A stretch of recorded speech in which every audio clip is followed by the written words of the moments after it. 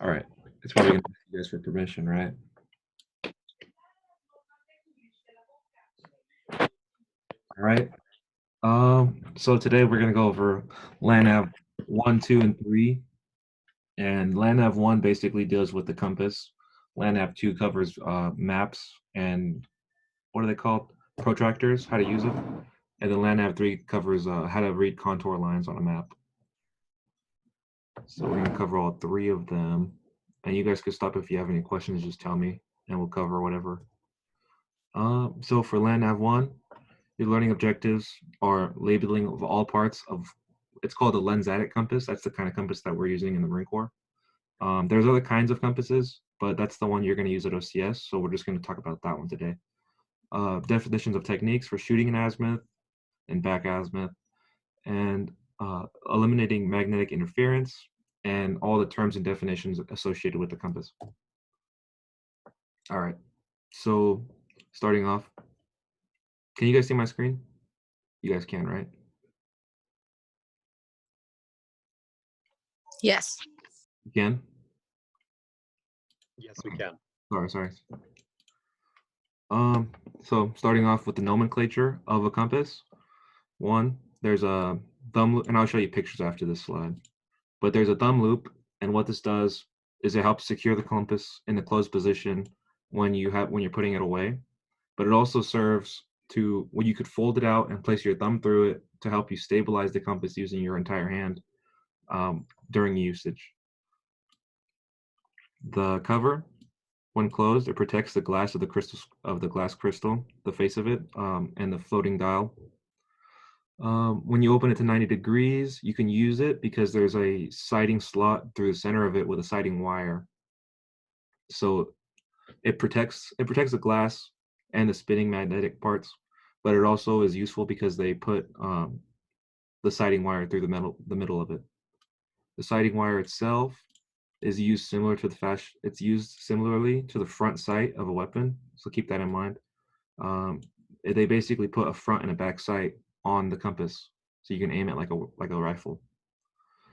The eyepiece is this black hinged part that rests right on top of the floating dial, and it has a small lens through the center of it, and that helps you check the azimuth. But when it's fully closed, it actually locks the floating dial in place so that it doesn't rotate and break by spinning too much or incorrectly. The sighting slot is on top of the eyepiece, and what it does is it acts as a rear sight of a weapon. So it has a little slot through the middle with a gap in between, and you use that gap plus the sighting wire as the front and back posts or front and back sights of a weapon.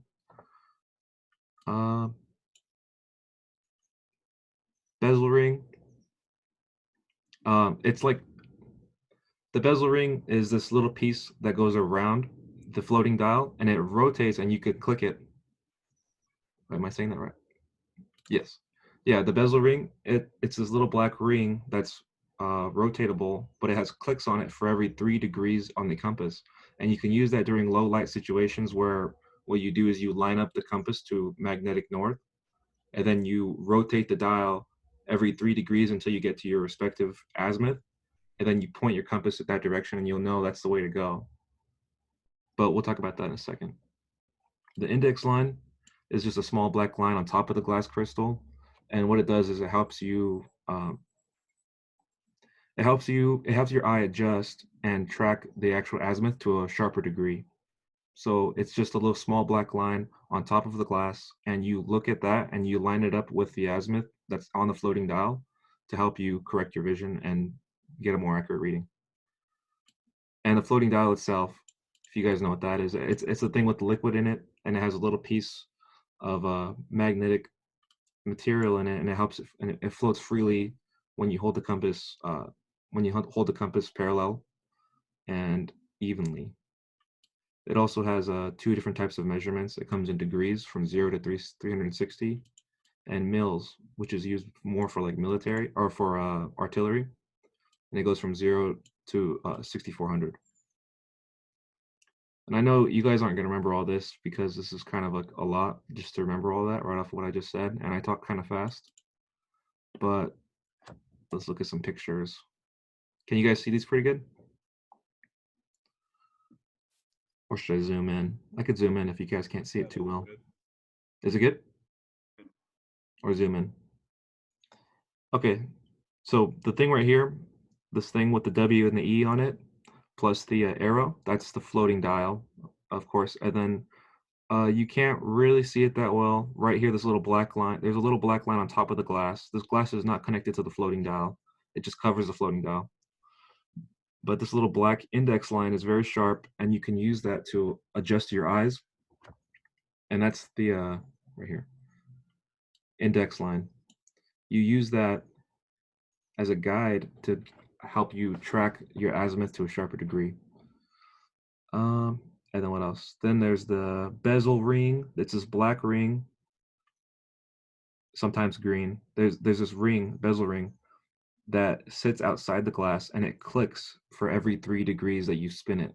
So if you have the compass and you're pointing it north, you're pointing the compass directly at magnetic north, and then you spin it 10 clicks to the right, then you just spun it 30 degrees to the right. So if you were to line up the compass with that little spin, that with the bezel ring, then you would have just turned yourself, what is that, 30 degrees in either So direction. if you don't mind if I step in real quick, so I actually have the compass with me right here, so I'll just give them a little close up on what it looks like, Yeah, sharing my video now. cool, cool. So here's the compass, rear sight. You look inside there, there's a little strand right there. That's the part that you look through the rear sight. You could actually see it right there. That's how you aim. And then looking at the center, you can see that there's the black line, the luminous lines that are glow in the dark. And then, yeah, bezel ring that he says, the ring around that clicks, you go like this. I don't know if you can hear it. That's how it changes. And that's how your little glow in the dark line can line up with different parts. Now it's down here, switch it again, now it's down here.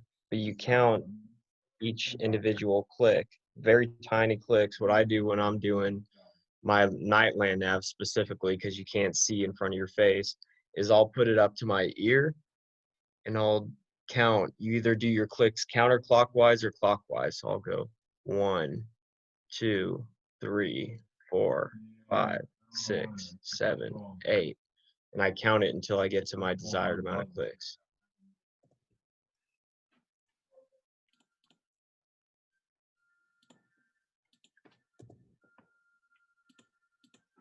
Did you stop sharing? Yes. Okay. I was like, uh-oh. Yeah, all that. Yeah, you guys are gonna get real comfortable with these compasses, but it's easier just to get a little bit of foreborn knowledge before we start. Yeah, I didn't mention that this thing glows in the dark because I figured you'd figure that out when you get there. But yeah, it glows in the dark because there's a bit of radioactive material in it that you can use at nighttime. Um, and that's why you have to spin the dial at nighttime so that you can use your hearing and hear the clicks instead of using your visual, using the sighting slot and the sighting wire because it's too dark to use those. Um, this little metal piece right here, see this like loop sort of ring right here? That's the thumb loop. And then what else is there? That's basically it. There's the small lens that goes through the that goes through the oh god, the rear sight, the eyepiece. Sorry.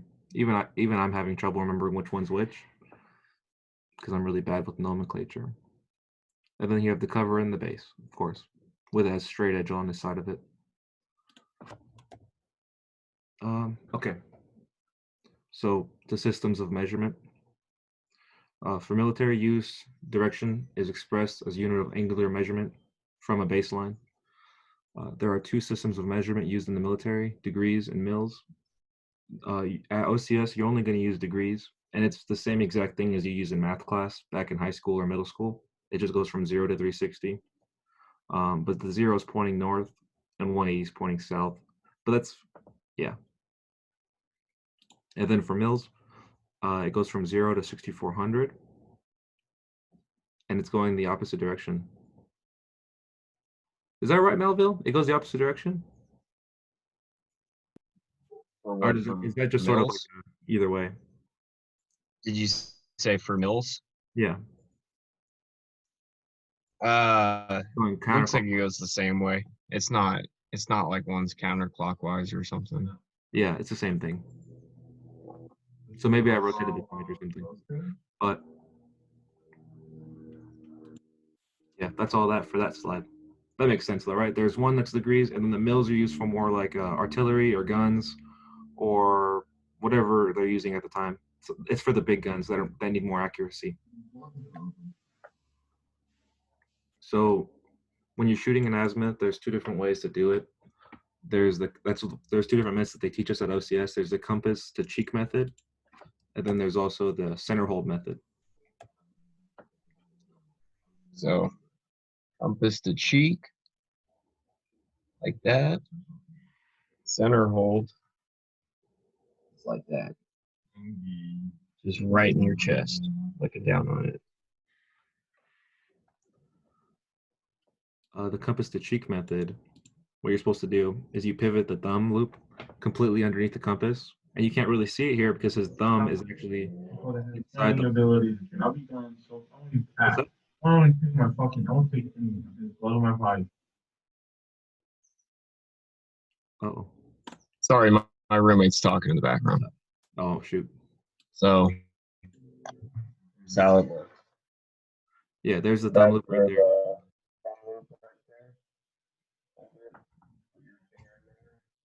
That helps you support the base.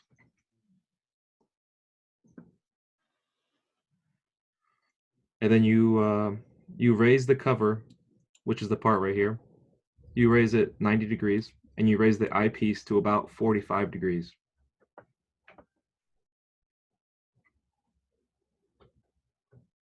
Yep, that's the cover.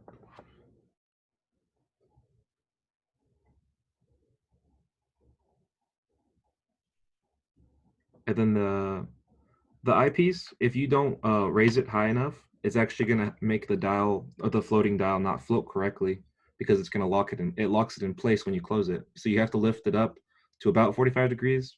And when you guys get your compass and you're checking it out from the armory, you need to make sure that your compass, the dial doesn't float when the eyepiece is closed, and you need to make sure the eyepiece is stiff enough to where it doesn't just fall down on its own. You want it to hold its position right there, wherever you put it. And then what you do is you align the slot in the eyepiece with the sighting wire that goes through the cover, and then you point these two as a front and rear sight. You point them at the objective or your target that you're trying to find the angle of azimuth for, and you do this by putting your eye in alignment with the sighting, with the eyepiece, and with the sighting wire, and with the target, just like that. And then in this position, it's a little bit awkward, but what you're supposed to do is maintain that position where you're pointing at the target, and then you look down. Instead of looking through the sighting wire, you look down through this lens here, and you look down onto the compass, and you can see the azimuth printed. So you're doing two things at once. Once you have it in that position, you point and shoot, and then you look down and you grab the number off the dial in that position. Another possible solution is once you find your target, you close the eyepiece all the way down into the locked position, and that'll stop the floating dial from spinning. And then you can read your azimuth from there. But that's not as recommended.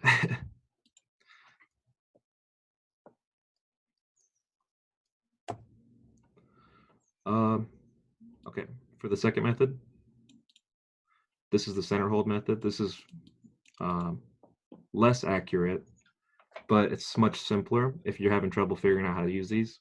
And I figured it's probably easier if you have some sort of lower quality vision, lower quality of life as well. So for this one, again, you pivot the thumb loop completely under the compass, and you open the cover completely to where it's flat. And then you put the eyepiece all the way to the rear, and it should go about 90 degrees standing straight up. So now the compass is completely open. From this position, you hold the compass with both hands, placing one thumb through the thumb loop, and then you bring your forearms 90 degrees parallel with your body, and you tuck your elbows in, bringing them close to your chest, or close to your sides.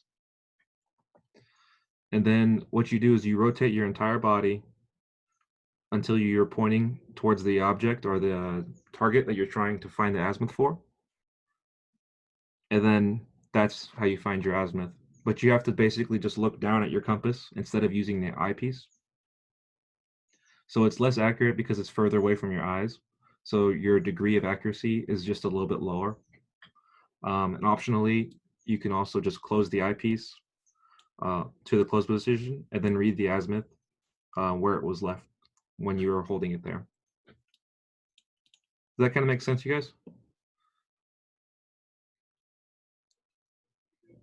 I didn't know how to make this much simpler because usually it's much easier just to do it by learn it by doing it. So this is like the second best. You got anything to add, sir? No, it's just pretty much just get these basic details down so that you understand them, because by the time you get out there, you get one practice run at OCS of, hey, this is how you do it. Go ahead and try to understand it before you start doing these graded events. And if you don't pass these graded events, you have to either I can't remember if they make you redo them at OCS, but you have to redo them at TVS at least. And at OCS, you'll just get a failing grade, and then you take the next one, and it gets to the point where it's either nighttime, daytime. You have to know how to navigate on both. So it's really good to know how to shoot an azimuth, the different holds, and all that. Yeah, it's critical information, you guys. And they make fun of lieutenants because they always get lost. So Yeah.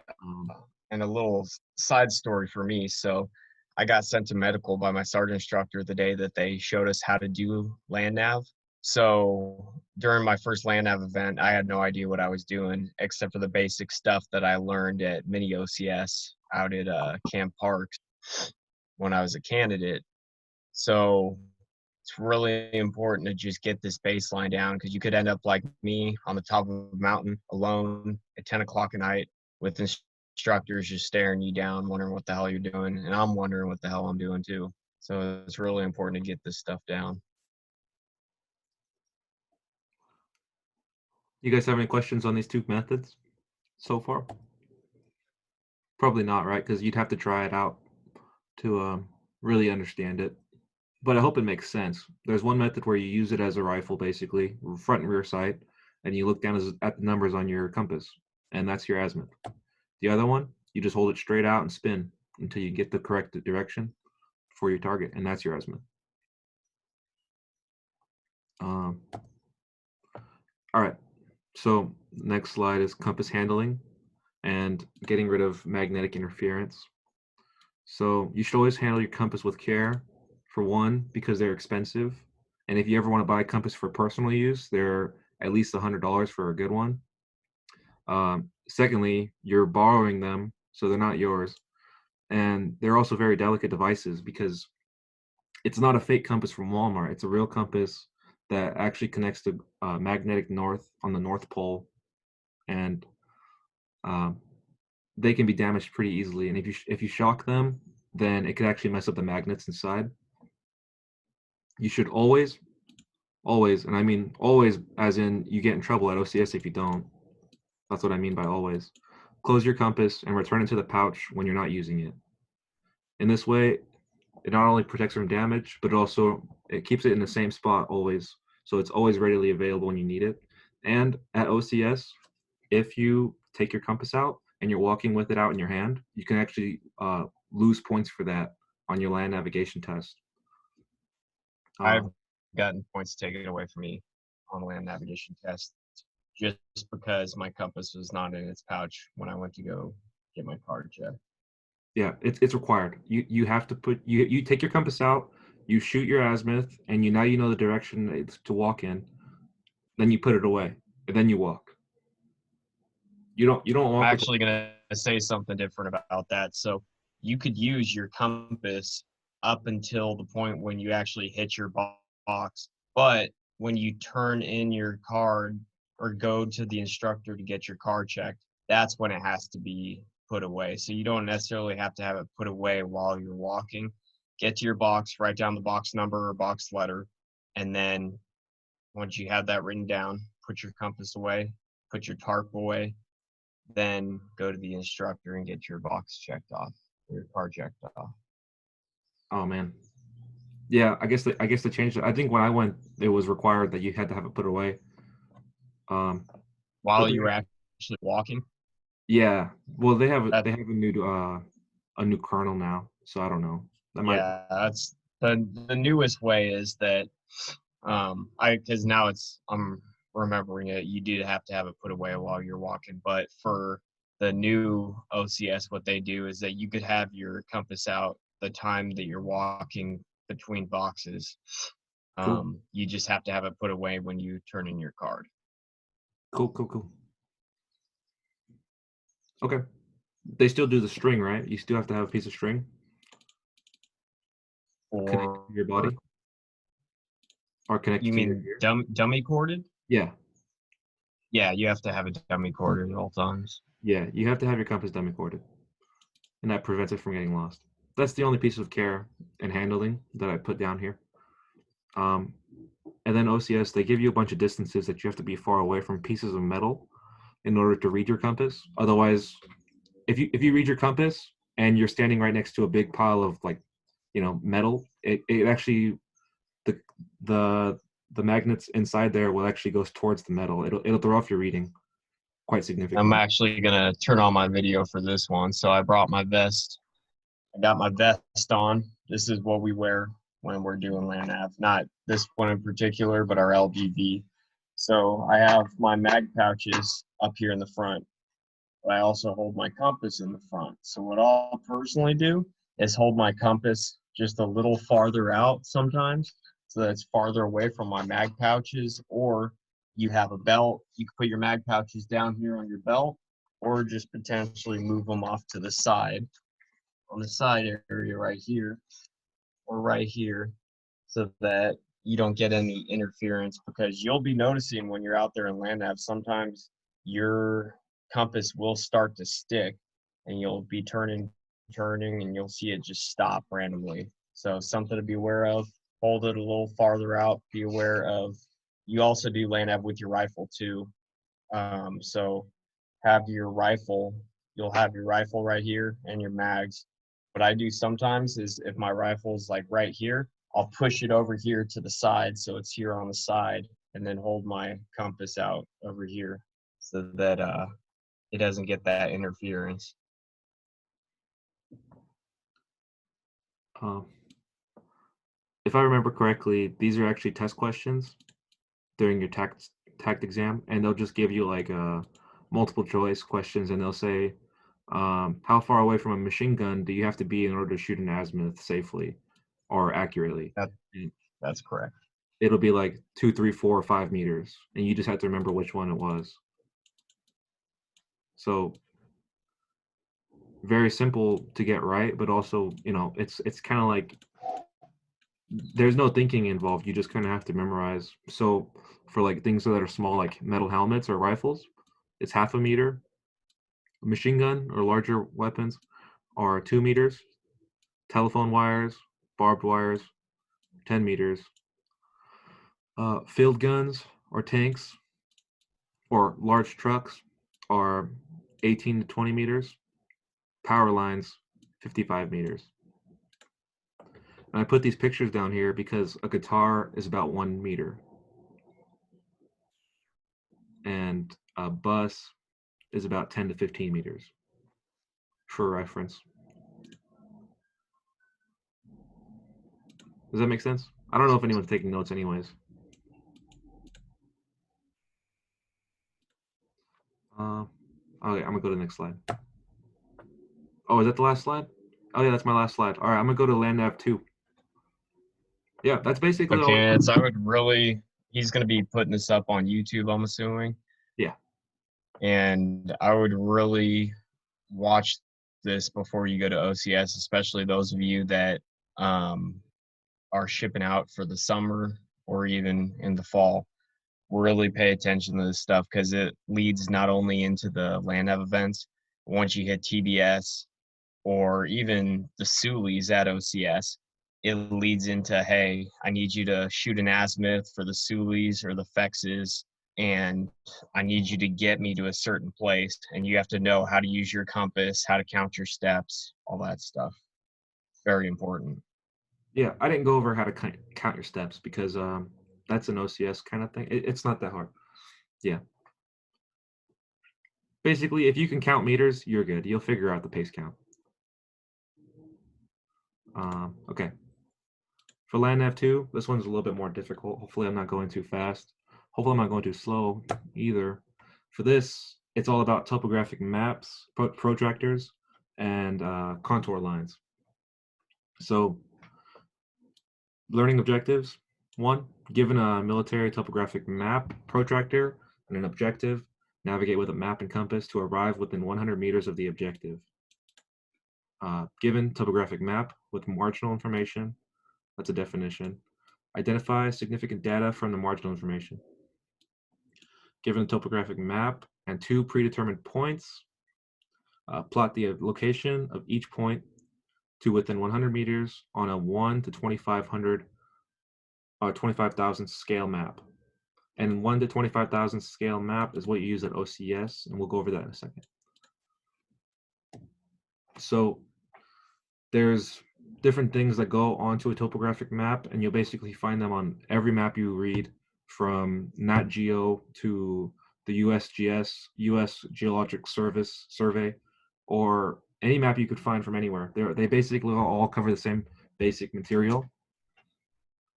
So a topographic map is a mathematical determined representation of a portion of the Earth's surface systematically plotted to scale upon a plane surface. Marginal information that helps to read and interpret a map. This includes graph bars, declination diagrams, representative fraction, and contour lines. Graphic bar scale. Graphic bar scale just shows the scale between, it basically shows the difference between 1 inch or 1 centimeter compared to what's on the ground. So it's like using a ruler. So it converts horizontal map distance to ground distance. Maps usually have 3 or more scales. Each of these have different units of measurement, such as meters, nautical miles, statute miles, or yards. There's a left and right side of these graphic bar scales. There's a primary one in the full units, and then there's also on the left. It's broken down between left and right, and the zeros in the middle. On the right side is the primary scale. On the left side is the extension scale, and that's broken down into smaller subsections. So I'm going to stop right there and show you what that looks like. Here's the graph scale bar. Here's the zeros. Notice how they're not at the left corner. These are broken down. I can't tell you for sure. Let's just say that 1 here is from 0 to 1 is 1 inch. So you have an inch, you have 2 inch, 3 inch, 4 inch, and 5 inch. And each inch represents 1 kilometer, 1,000 meters. This left side, the extension scale, is the same size as the primary scale, but it's just broken down into smaller subcomponents. So it goes 500 and then 1,000 meters. So you guys see how that works? Yeah. So from 0 to 1 is the same size as from 0 to 1,000. This is in meters, this is in kilometers. So it's the same thing. This next one was in statute miles, and it goes 0, 1, 2, and 3. And this is also useful for converting between kilometers and statute miles and nautical miles. You can convert between units using these scales as well. But typically you're going to stick to one type of unit, which is meters. And again, on the right side is a primary scale. It's broken down into full miles. And on the left side, it's broken down into quarters and halves. Same thing for the nautical. Okay. Declination diagram. Declination, this indicates the angular relationship between the 3 different types of north. So I don't know who's used maps before, but there's actually 3 different types of north that are used all the time. So there's true north, and this true north goes straight to the North Pole. So from any point on the map, if you're using a longitude line, all the longitude lines that connect to the top of the Earth on the North Pole, those are all true north lines. Those go straight up. Okay. This is typically indicated with a star symbol, or you'll see a TN, magnetic north. And this will make sense. I'll show you it in the next diagram page if you didn't already see it. Magnetic north. This goes to the magnetic North Pole. And if you didn't know this, the North Pole is not where Santa lives, and it's also not where the magnets go. It goes to somewhere like in Alaska or Iceland. I don't remember where, but that's the point where the Earth is, I guess, most magnetic. I don't know what you call that. The Earth has magnetic poles just like any other object, but it doesn't go to the North Pole. It goes somewhere off to the side. So they're 2 different things. The North Pole is more like where the Earth rotates around, like the axis of rotation for the Earth. The North Pole, or the North Magnetic Pole, is where the magnets go. They're separate. They're not the same thing. Yeah, it's indicated by a north-seeking. Yeah, this is where the magnetic north is where your compass goes. So when you're looking at your azimuth, you're looking at your magnetic direction from magnetic north. And this is depicted as a half arrow, and I'll show you in a second, or an MN. They use the initials, so TN, MN, or GN can also be used. Grid north is what's on your map. So it's kind of hard to picture this, but the Earth is not flat. So when you put it onto a map, there's distortion.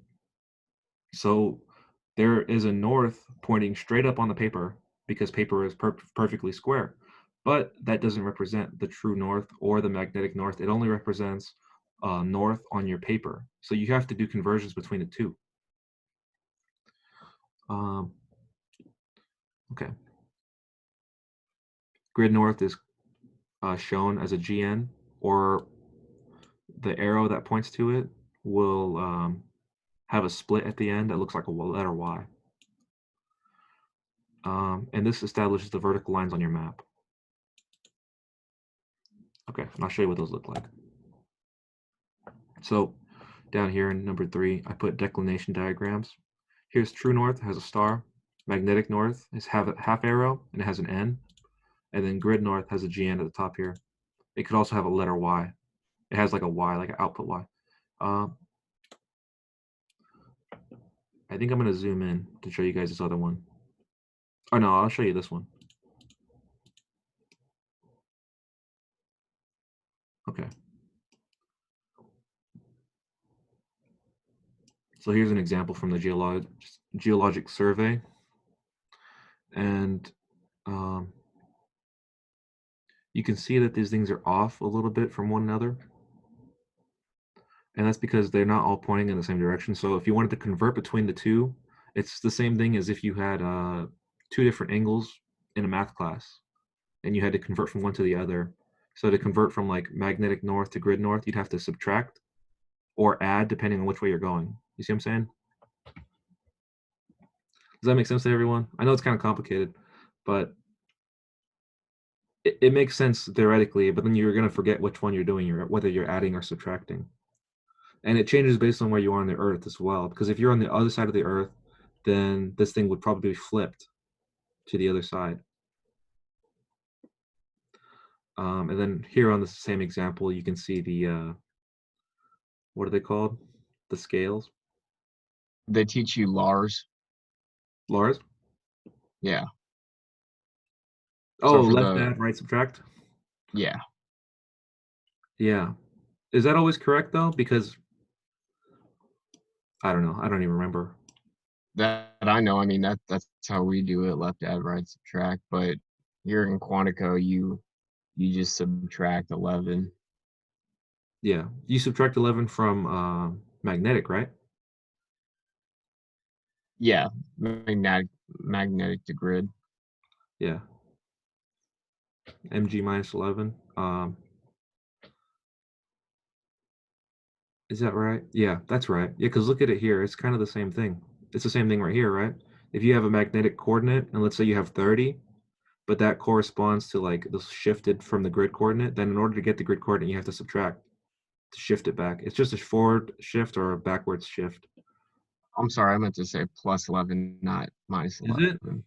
God For dang it. Quantico, yeah. Yeah, I get confused on that one, honestly. I'll be honest, you guys. I don't have it perfectly down. But I want you to know that there's a little bit of math that you have to do with those. But I think at OCS, we never really have to do that, right? Did you ever have to do that? I never had to. No, that's just TBS stuff. It's OCS is very simple. You don't have to do that. Yeah. I think the Okay. one thing you may have to do at OCS is compass error, if that. Okay. All right. So let me show you the last one. Representative fraction. Representative fraction is just the numeric scale of the map. It's very easy. So it just shows the ratio from a horizontal distance on the map to corresponding horizontal distance on the ground. So you can say like, I don't know, 1 meter on the map or 1 centimeter on the map is equal to 2,500 centimeters on the ground, or something like that, depending on the scale you're using. The scale of this USGS map is 1 to 2,400 or 24,000. On this graphic bar scale, the scale is 1 to 50,000. And that's called your representative fraction. But it's really just your scale. Representative fraction and scale, it's the same thing. Okay, so how map scales work? Map scale is determined by the value of the denominators. Representative fraction, a small scale map. The smaller the scale of the map, the larger the number of the fraction has to be. So basically, you could think about it like if you have 3 different maps and they're all the exact same size, they're all 3 feet by 4 feet, right? They're the size of a flag. If all your maps are 3 feet by 4 feet, if one of them has a square inch and it's equal to 1 million square inches in real life versus a map that's 2,500 square inches, the one that's small scale, the one that's 1 in a million is actually showing a much larger area. So they call it a small scale map. Think But about it like when you guys are on Google Maps on your phone and you're located in Sacramento, California, all zoomed in. That would be a more zoomed in map, like a large scale map. However, if you're like, all right, I don't want to look at Sacramento, California, I want to look at the whole United States, what do? You zoom out. That would be the small scale map. It's kind of backwards, small scale versus large scale, but it's basically, or I may be getting them mixed up, but I think you got it right. What's that? I think you got it right. Yeah, so like it says on there, the small scale map, the strategic stuff. Yeah. If for generals, commanders, whatever, they're trying to look at the bigger picture, the whole country, they're going to use that small scale map. If you're trying to look at a specific region of Iraq, you're going to go for the large scale map because it's a more zoomed in specific area. Yep. So honestly, it might even help you to think of it backwards. But the reason for that is because it's kind of measured backwards. So like a 1 in a million map, ratio map, is showing a much larger area than a 1 in 75,000 scale map. Here, I have some definitions for you guys. A small scale map is 1 in a million, 1 versus a million or smaller, used by generals for planning or strategic studies at higher echelons. Medium scale is between 1 in a million and between 1 in 75,000, used for planning of operations, including movement, concentration of troops, and supplies. A good typical version of this is about 1 in 250,000. And I'll show you guys examples of what I mean by all this in a second. A large scale map, even though it's large scale, it actually shows the smallest area, but with the highest detail. So you can think of this as small detail, medium detail, large detail. So a large detail map will show you the contour lines. It'll show you different roads, like small roads. And it's used for tactics. It's used for technical stuff. It's used for small administrative movements. And at the field level, this is typically between 1 in 50,000, or it's anything larger than 1 in 7,500,000 or 175,000. Sorry. So I'm going to show you guys 3 separate maps. This one I'm showing you right now is Sacramento, and it's a 1 to 2,400 or 24,000 scale. The next one's going to be 250,000, and the one after that's going to be 1.7 million. So this is the first one, and you can see that like there's different colors for different things. The red represents areas that are built up, like residentials. The dark red represents roads and highways. And there's different ones for like purple and other things. I'm not sure what they represent, but it's just an example to show you guys. And you can see that every map has these sort of bottom lines. See, even down here, it's kind of hard to see it. But this map has a scale, and it has the bars, so you can see this. Oh God, what is the name of it now? Now I'm forgetting myself. And it also has the declination diagram. Okay, basically every map you find is going to have that. Okay, for the next one, this map is the ratio is 1 to 25, 250,000, and it's the same area of Sacramento. So you can see that it covers a lot more detail. And this also has all this other information on the bottom down here. They all do. And it also has all these grid lines that you can see with numbers dashed through it around the outsides.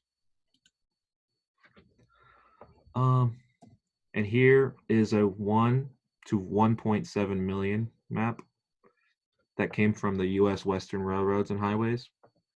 And you can tell it's much larger.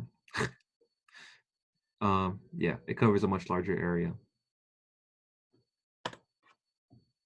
But I guess you could think of it like if all these maps were printed on the same size piece of paper, then this Sacramento one would actually be the large scale because you can see everything really detailed. And this would be a small scale because it's printed on the same exact size, but you could see a lot more area. Okay.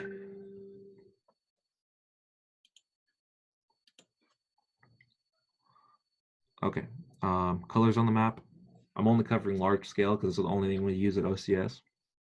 Colors are used to facilitate the identification of features by providing a more natural appearance and contrast.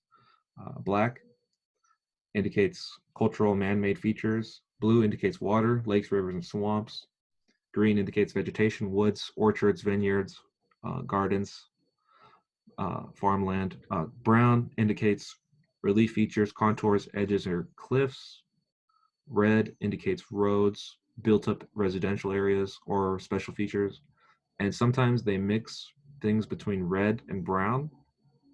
And this is because you use your red lens at nighttime to look at maps. And by mixing these colors, you can actually see them better. So it kind of has a combination. If you're using reddish brown on your map, it could be either special features or contour lines or a mixture of both, because you can't see as many colors. So you kind of have to compromise. Other colors and features and dots or whatever sort of diagrams you're using to indicate different things on the map, they will generally all be listed in the marginal information on the margins of the map sheet. This includes like the names of different highways or like state lines or well, anything else like that, railroads, you know, all these sort of things would be listed in there with different sorts of diagrams to control them. Grid lines. Grid line. These make up. These are. This is what they use to break down the maps.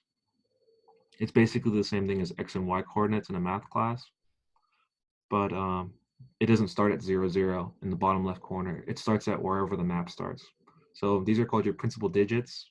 So you might have a map of North America, and the bottom left corner is not 0, 0 coordinate. It could be like 3650 or 3790 or whatever the grid coordinate is. Those are how the grid squares are broken up by grid lines. They're broken down by horizontal and vertical grid lines that are written down in numbers across the whole globe. A grid square, basically it makes up 1 by 1 kilometer area, 1 square kilometer. And it's where, you know, you guys get it. A grid square is the intersection of all these horizontal and vertical lines. So the whole map is broken down into grid squares. And these are also considered 4-digit grid coordinates because it's an X and Y coordinate. Yeah. Any point located in the grid square is considered part of the grid square. And we'll go over how to break that down more. Grid square identification. If you want to read a grid square, you always start horizontally and then you go up vertically. So I'm not going to draw this. Can you guys see my cursor or no? Yeah, we can see it. Okay. So if your map starts at 30 and it ends at 70 on the horizontal scale, and it starts at 40 and ends at 60 on the vertical scale, then you would scoot to the right until you reach the 36 point, and then you would go up to the 50, and that's your grid square for 3650 grid square. And it represent those grid coordinates represent the bottom left corner of that grid square, or the northwest portion of it. So it goes from the bottom left corner up. Yeah, that's what I wrote here. Coordinates from the bottom left corner of the grid square, they represent. So a 4-digit grid coordinate locates a point to within 1,000 square meters. So these grid coordinates are broken down every 1,000 meters. And by using horizontal and vertical grids, you're getting 1,000 square meters. Coordinate scale. So this is your grid square, but you could break it down further by using your coordinate scale. And that's what the protractor's for. That's why the protractor looks like a big ruler with a bunch of squares on it. I'll show you that in a second. But a coordinate scale subdivides a grid square into 10 major subsections. Each is 100 square meters. And then it further divides those into 4 tick marks. Well, it's really 5. It's broken down into 5 subsections of that. So 10 major subdivisions. And then each of these gets broken down into 5 more parts with 20 meters each. So then you get 20 square meters or 10 square meters. I don't remember. Yeah, something like that. Wait, which is it? Yeah, I think it'd be 20. That's right. Points between 2 tick marks can be estimated to the nearest degree because it's broken down into 5, so you can break it down a little bit more, but not as accurately. Using the coordinate scale outputs an 8-digit grid coordinate because you're going 2 steps lower. And it's just like taking decimal points to the 2nd degree. To read an 8-digit grid coordinate correctly, what you do is you lay your map down flat. You place the map protractor on top of the grid coordinate, the grid square, with the 4-digit grid. In the bottom left position, overlaying the map. And your protractor will act as a ruler for you to subdivide that grid square into smaller divisions, and you can get smaller units out of it to make your grid coordinate more accurate. So if you're trying to find an 8-digit grid coordinate and you're given a point, what you can do is it's easier to write down your 4-digit grid square first. So I would write down, as example, 3650, and then I'd go further deeper in to find my 8-digit grid coordinate. So I'd go to the 3650 grid square, place my protractor there, and then zoom further in 2 more grid coordinates to 54 and 80. I'll show you guys what I mean by that in a second. Okay. Can you guys see these pretty good? Or are they kind of blurry? Okay, I'm showing you guys 3 different examples of protractors. They all do the exact same thing. I'm pretty sure at OCS you get the middle one. I don't remember even, but they're all the exact same thing. Some keynotes. You can kind of see here that there's a small scale of meters. So it has 1 divided by 250,000, 1 divided by 100,000. This one's 1 in 50,000. These are all squares. You put them over the grid square that you're using. And you can't really get it wrong because the box should be the same exact size as the grid square you're using. And they all have the same thing. And these outside bezels can be used to find angles of azimuth from the compass, but we won't go over, or from the map, but we won't go over that. Hey, wait 1 second, guys.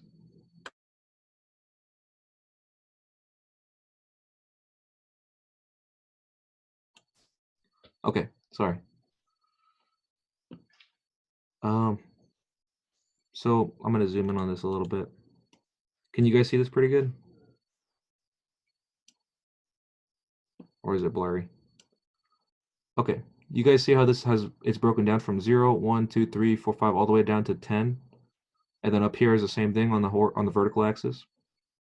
What you would do is when you place this 0, 0 at your grid square, so 3650, then you can count out further to the next decimal.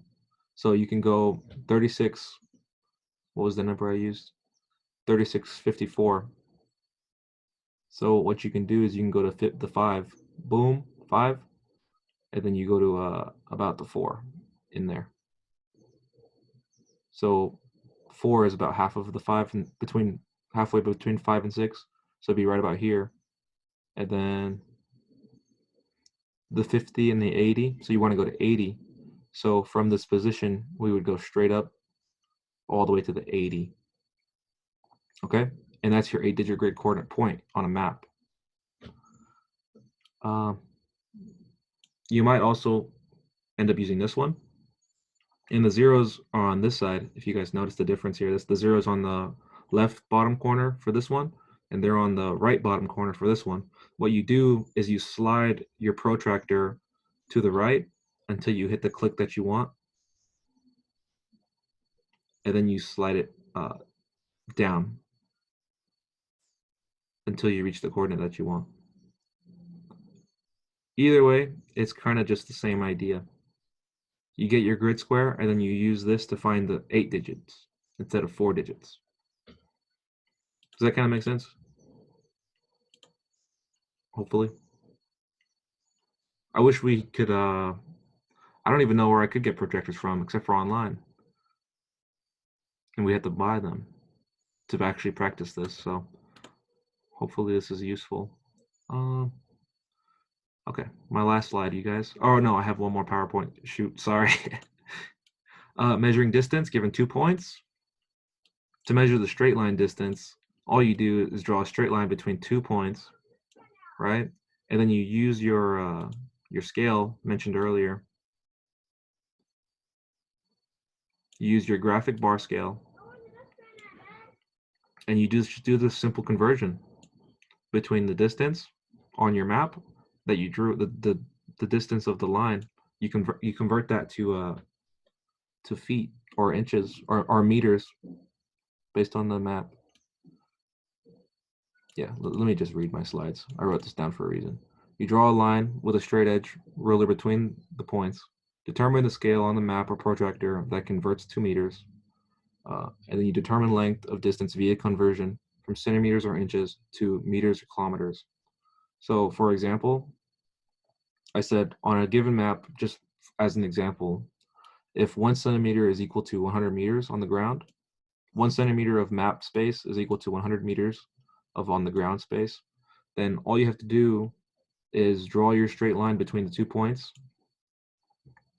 and then do the simple conversion. So convert, let's say the 2 points are 15 centimeters apart. That's equivalent to 1,500 meters on the ground, so 1.5 kilometers. If it's not a straight line or if there's hills involved, a similar technique is done, but you have to just do smaller segments. So you have to basically, if you're going over a trail that has a lot of switchbacks or turns or whatever, you basically do the same exact thing, but you have to do it centimeter by centimeter, and you have to add all those segments up. So you can use hash marks is a good way. So I'd basically get like, I would basically use my finger for a centimeter, and if that corresponded to 100 meters, then I would just basically draw a dashed line at every point along that messed up road or messed up trail that you're taking. And it's the same exact thing. That kind of make sense, you guys? Yeah, so if you have 2 points, you want to find the distance, you just use the scale and you just convert it. Irregular distance, you just do it by parts. Okay. You guys want to go over this, or you want me to let you go? I don't want to kill you. No input? A lot of this stuff will just make more sense when you guys actually get to OCS and have the opportunity to go hands-on with them. But just by having this basic knowledge of everything that we've been teaching you, you already have a step up on potentially everybody else that's going to be going in there. It's unfortunate that mini OCS got canceled for you guys. However, if you review this PowerPoint, get yourself familiar with it, and even maybe develop your own pace count before you ship out to OCS, it'll really help you. And it's one less thing you have to worry about when you have so much stuff going on while you're there.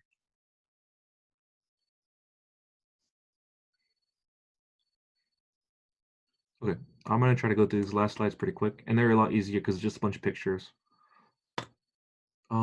Okay. Can you guys see this PowerPoint pretty good, or is it kind of? Should I zoom in? Let's zoom in. Okay, so for land nav 3, basically all you're doing is similar stuff. You're just going through a topographic map and understanding what contour lines are. So if anyone's used a map before, then you'll kind of know that contour maps are regular maps, but they show the elevation gain or drop over distance using these little loops. And if you could try to picture it, it's sort of like a 3D map. So these points right here would be higher than these points. And they kind of show that by showing the different circles around the elevation. So they basically draw a line that goes around every point that reaches the same elevation, and they do that again every 50 or 100 meters. So, Hey, Martinez, I'm just going to interject. I'm going to head out right now. sure. We got to be up a little early, but candidates, if you guys have any questions, my name is Lieutenant Melville. I'm actually in the WhatsApp chat, so feel free to reach out to me in private chat or whenever I host or help host any of these sessions. All right, have a good night, guys. Yeah. See you, man. Thank you.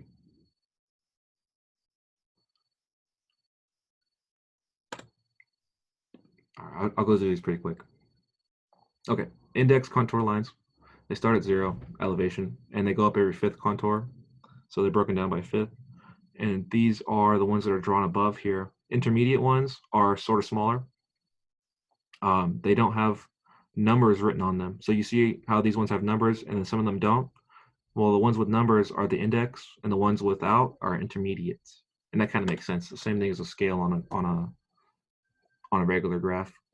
Supplementary contour lines are for areas that need more contour. So if it's like a super steep slope or a drop off or something like that, you might want to add more contour lines to make the map more readable.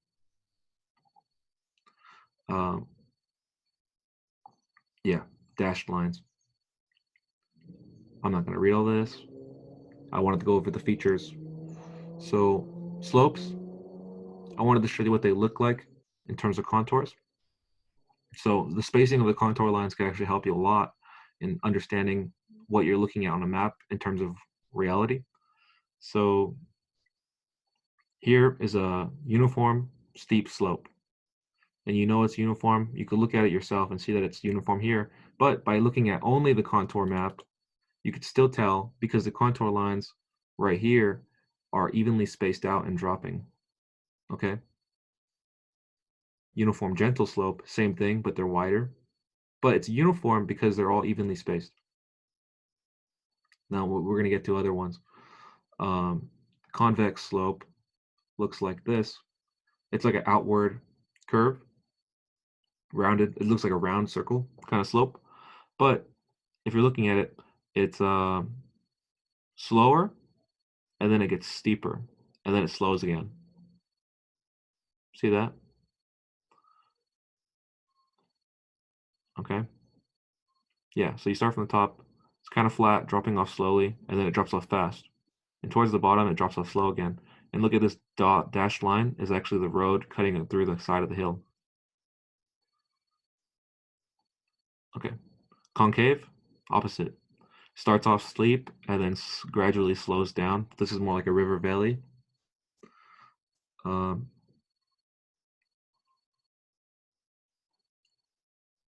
Yeah, it starts off steep on the contours as well. And then the contour lines spread out further apart.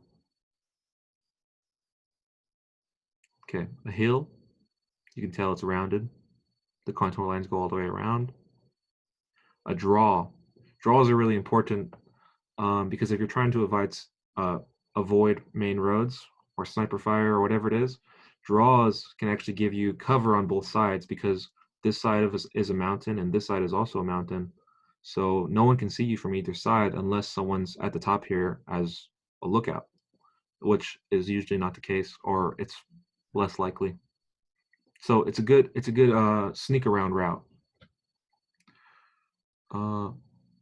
Yeah, less developed stream course, no level ground, little to no maneuverable room within its confines, but you can still make it through.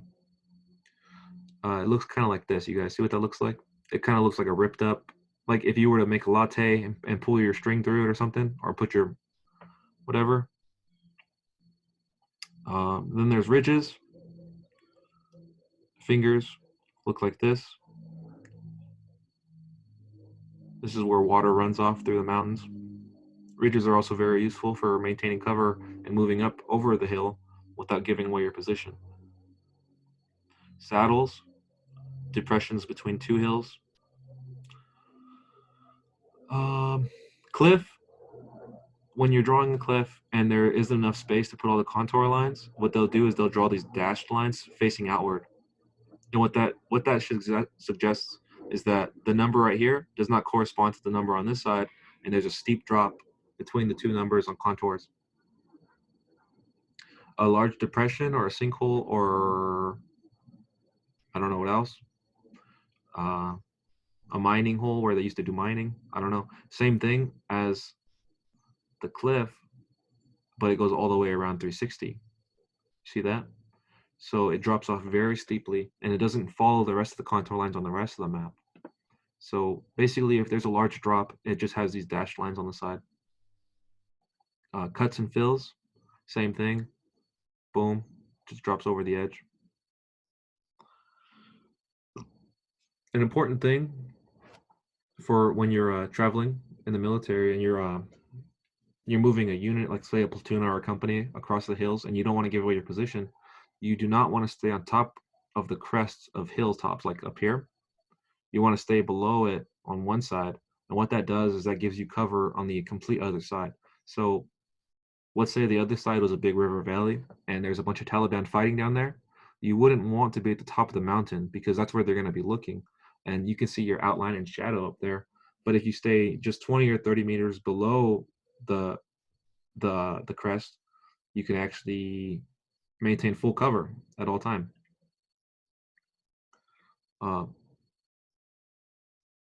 reverse slope. Any slope which descends away from the enemy. Reverse slope defense reduces the chance of enemy observation and thus the effect of direct and indirect fire. Yeah, so if they're trying to shoot rockets at you or whatever, or sniper fire, they can't even hit you because they can't see you. You're behind the mountain. That's about it. I wanted to go through that pretty quick. You guys want me to go through anything again, or was I too fast? Sometimes I talk really fast.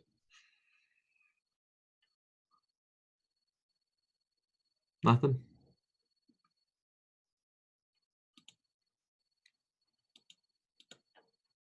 Hopefully you guys were trying to keep up, or I know it's kind of like a bit of material, right?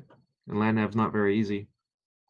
I think the hardest part was probably the nomenclature, the dumb loop, the cover piece, the sighting wire, which is inside the cover, the eyepiece, which is the black piece that's hinged right here, and then the sighting slot, which is cut into the freaking cut into the sighting slot, or cut into the eyepiece. Sorry, the bezel ring, this black part that goes around the compass, around the floating dial, index line, which is this black line on top of the compass, or on top of the compass's glass. Floating dial, which is what everybody knows. Floating dial is the piece that's floating inside with a magnet, and the numbers attached to it. Two systems of measurement, degrees, 0 to 360, mils, 6400, right? There's two methods, compass to cheek method, where you basically shoot it like a rifle and look at your number. The other one, center hold method, hold it flat out and look in the direction of the target. Oh, and at OCS, if they give you a number, they tell you, I want you to shoot an azimuth at a certain degree, then well, you keep turning until the compass reaches that degree, and then you find your target. Compass handling, be safe, keep it in the pouch. You know, all that. Keep the string attached to your gear so you don't lose it. Right here, metal helmet, rifle, 1/2 meter, machine gun, 2 meters, telephone, wire, 10 meters, field guns, 18 meters, power lines, 50 meters, 55 meters. Any questions, you guys? No Still material. Hopefully you guys know something about maps now.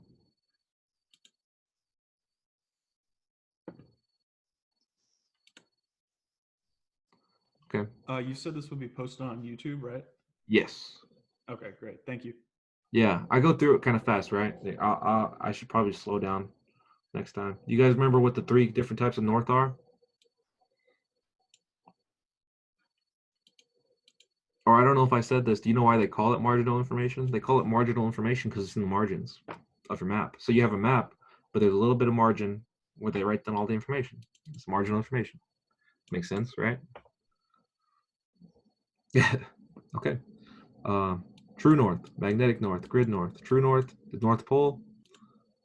Well, let's see. True north, magnetic, grid. Yep. Oh yes.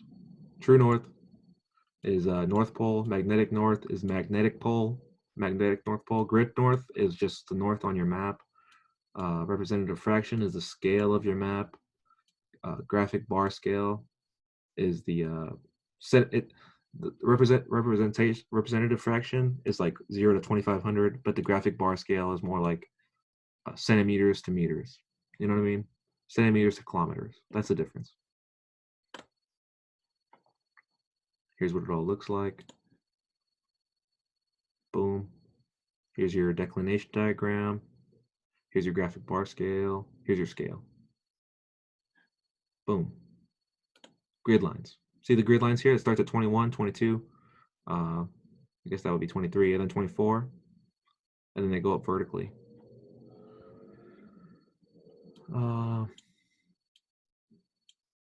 Yeah. The smaller number in the scale right here actually indicates a larger map, large scale map, and a large number indicates a small scale map. different colors to indicate different things. You can use these to find the 8-digit grid from the 4-digit grid coordinate. Do you guys have anything you want me to go over? Otherwise, I'll let you go. And I'll post all these slides as well, so you can just look at the slides if you wanted to. And this PDF is from the OCS manual. It's straight out of the book that they're going to give you on the first day. You get there, they're going to give you a textbook. They're going to tell you, here, this is your textbook. And this came straight from it. Actually, all this material did. Nothing? Otherwise, I'm going to cut the meeting, you guys. Let you go. Thank you very much for the meeting. Yeah, it was fun. You guys, thank you. Thank you. Yeah. All right, I'm going to cut it.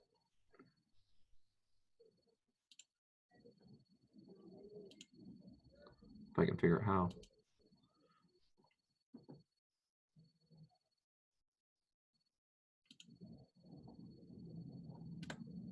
All right, you guys. Peace.